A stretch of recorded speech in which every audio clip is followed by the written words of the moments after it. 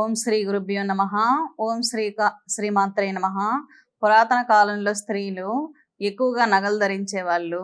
ఎందుకంటే పూర్వకాలంలో భారతదేశంలో సంపద అనేది చాలా వృద్ధిగా ఉండేది.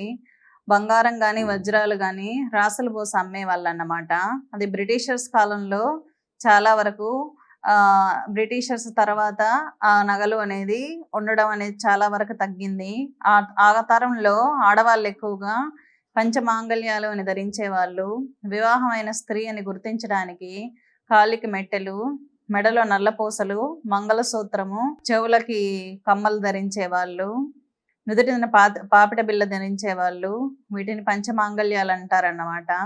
సర్వసాధారణంగా స్త్రీలు శరీరంలో బొడ్డు వరకు బంగారం ధరిస్తారు. బొడ్డు కింద వరకు బంగారం ధరించరు అన్నమాట. వెండిని మాత్రమే ధరిస్తారు. ఎందుకంటే శ్రీ మహాలక్ష్మిని బొడ్డు కింద ధరిస్తే అవమానపరిచినట్లుగా భావించి బొడ్డు వరకే బంగారు నగలు అనేది ధరించడం జరుగుతుంది. శిరస్సులో కూడా చాలా వరకు జుట్టు పైన బంగారు నగలు ధరించడం అనేది ఉండదు. ఎందుకంటే శిరస్సు పైన ధరించడం వల్ల, జుట్టులో బంగారాన్ని ధరించడం వల్ల అమ్మవారిని అవమానించినట్లుగా ఉంటుంది. కాబట్టి ఎక్కువగా బొడ్డు కింద ప్రదేశం కానీ జుట్టు మీద కానీ బంగారం ధరించడం అనేది ఉండదు. వివాహమైన స్త్రీలుగా గుర్తించడానికి స్త్రీలు పంచమాంగళ్యాలను ధరించేవాళ్ళు. తర్వాత వివాహం కాని వాళ్ళు అని తెలియజేయడానికి కొన్ని రకాల నగలు అనేది ధరించేవాళ్ళు.